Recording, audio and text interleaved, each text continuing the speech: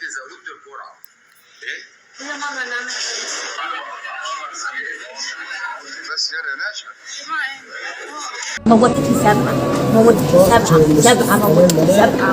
ان شاء الله النهارده يكون القصاص العادل.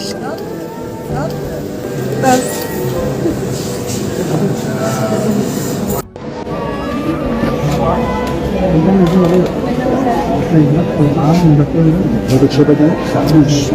اللي موتت لي سبعه ابني وولدي من سبعه موتتهم لي سبعه 4 رجاله و3 بنات اتجوزوا سميتهم مرتبوه جايه وابني ما تقدرش من شكلنا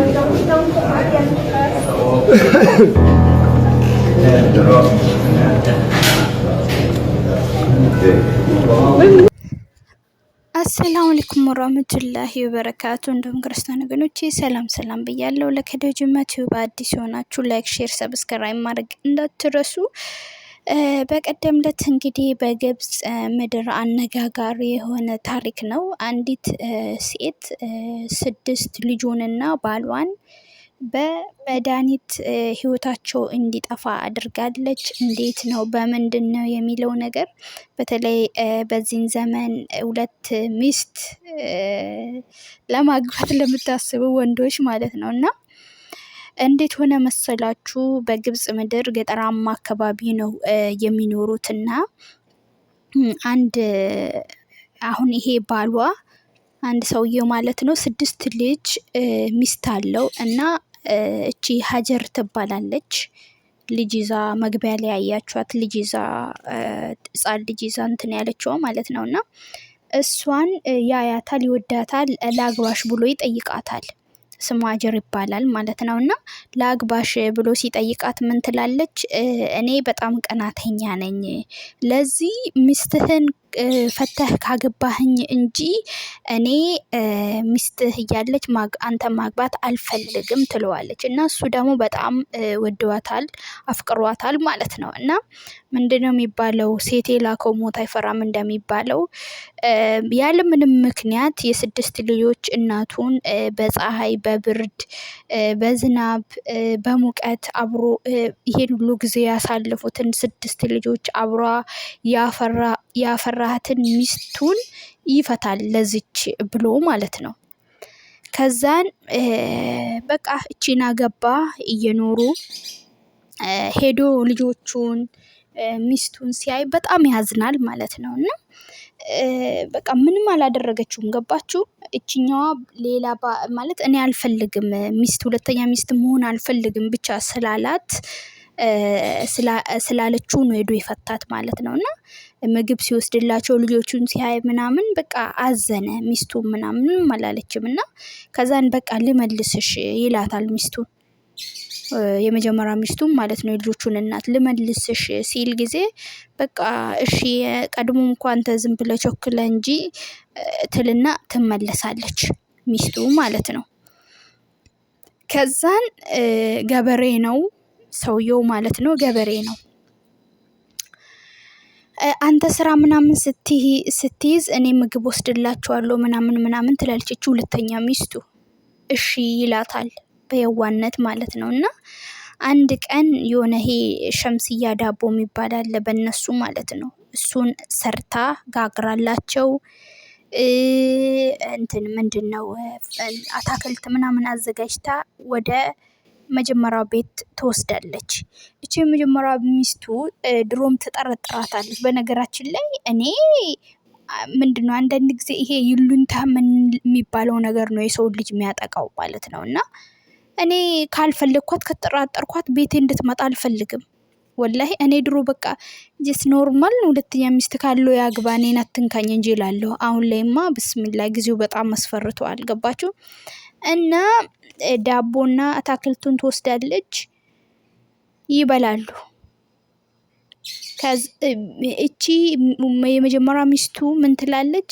እንደው የሆነ ድግምትን ምናምን ታሰራብኝ ይሁን የሆነ ነገር ታረግብኝ፣ መድኃኒት አልተጠረጠረችም፣ ምናልባት የሆነ ድግምት ምናምን ታሰርብኛለች ምናምን ብላ ትፈራና ለ6 ልጆቿ ያን ዳቦ ትሰጣለች።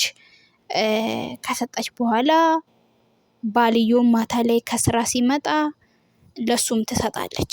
ወደ ጠዋት አካባቢ ሶስቱ ትንንሾቹ ልጆች ወደ ላይ ይላቸዋል። ሐኪም ቤት ሲወስዷቸው ይሞታሉ፣ ሶስቱ ይቀበራሉ። ከሰዓት በኋላ አሁንም ልክ እንደዚህ ትልልቆቹ ወደ ላይ ሲላቸው ቶሎ ብሎ ሐኪም ቤት ይወስዳሉ። ሐኪም ቤት ሲወስዷቸው እነሱም ይሞታሉ። በኋላ ላይ ነፍስ ውጪ ነፍስ ግቢ አባትየው እሱንም ቶሎ ብሎ ወደ ሐኪም ቤት ሲወስዱ እሱም ሞተ። በዚህን ሰዓት አሉ ይቺ ሚስትየው እየመጣች ወይኔ ባሌ፣ ወይኔ ልጆቹ ምናምን እያለች ታለቅሳለች አሉ ከለቀስተኛ ጋር። ግን እሷ ያንን ዳቦ ስታመጣ ያ ዳቦ ውስጥ ምን አድርጋለች? የሆነ ሰውየው ገበሬ ነው ብያችኋለሁ። ለመድኃኒት ምናምን እንትን ይሄ እንትን እንዳይበላ ምንድነው እኛ ጋር መድኃኒት ራሱ ይረጭ የለ ትላትሎች ምናምን እንዳይበሉ አታክልቶቹ ይረጭ የለ። ከዛንላችሁ እሱን በመርዙን ጨምራ በዳቦ አድርጋ ነው ለካ የሰጠችው። የጅልነቷ ጅል እሷ መግደል የፈለገችው ሚስቲቱን ነበረ። ቆይ አሁን ዳቦ ሰርታ ስትሄድ ባሏ እንደማይበላ ልጆቹ እንደማይበሉ ምንድነው እርግጠኛ ያደረጋት? አያችሁ የቅናት መንፈስ ምን ያህል እቺን ሴትዮ ምን ያህል አይምሮዋን እንደበከለ ምን ያህል ወይኔ ማለት በቃ እንጃ። አሁን በአንድ ጀንበር ውስጥ 6 ልጆች ባሏ ደግሞ ምን ታክላለች? አውዙ ቢላሂ ሸይጣን ረጂም።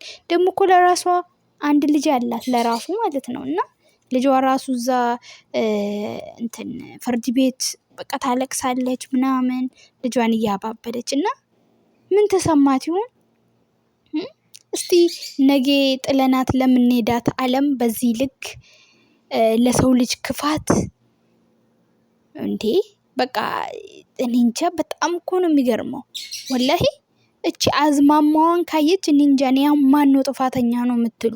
ባልዮ፣ ሚስት፣ አንደኛ ሚስት ማን ነው ጥፋተኛ? እኔ ምጠራጠራት ከሆነ ወደ ቤቴ እንድትቀርብ አልፈልግም። አትጠይቀኝ አልፈልግም። ከሷ ቤት የሚመጣ ምግብ ራሱ አልበላም አልፈልግም። እኔ እሷ ለራሷ የተጠራጠረችውን ነገር እንዴት ለልጆቿ ሰጠች? ለምንስ ሰጠች? ለምንስ ከተጠራጠረቻት ታቀርባታለች? ግን አንዳንድ ባሎች ደግሞ በቃ ከዚህ ምንም ሳታጡ ለሴት ብላችሁ ከእናንተ ጋር መስዋዕት የከፈለችላችሁን ሴት አብራችሁ አድጋችሁ እናንተ ከተለወጣችሁ በኋላ ለሴት ብላችሁ ሚስታችሁ የምትፈቱ ወንዶች በጣም ነው የምትገርመው። ሲጀመር ሚስትን ፈታ አግባ የምትል ሚስት ሴት ለኔ ትጠቅመኛለች ነገ ለኔ ትሆናለች ብሎ ማሰቡ ራሱ የሰውየው ጅልነት ነው። ገባችሁ? ወላሂ እኔ በጣም ነው ያሳዘነኝ። እናት አባቱ እንዴት እንደሚያሳዝኑ ልጄን ከነ7 ልጁ ነው በአንድ ጀንበር ህይወቱን የነጠቀች። እሷም የነሱን ህይወት እንደነጠቀች የእሷም ህይወት መነጠቅ አለበት። በቃ የሞት ፍርድ ነው።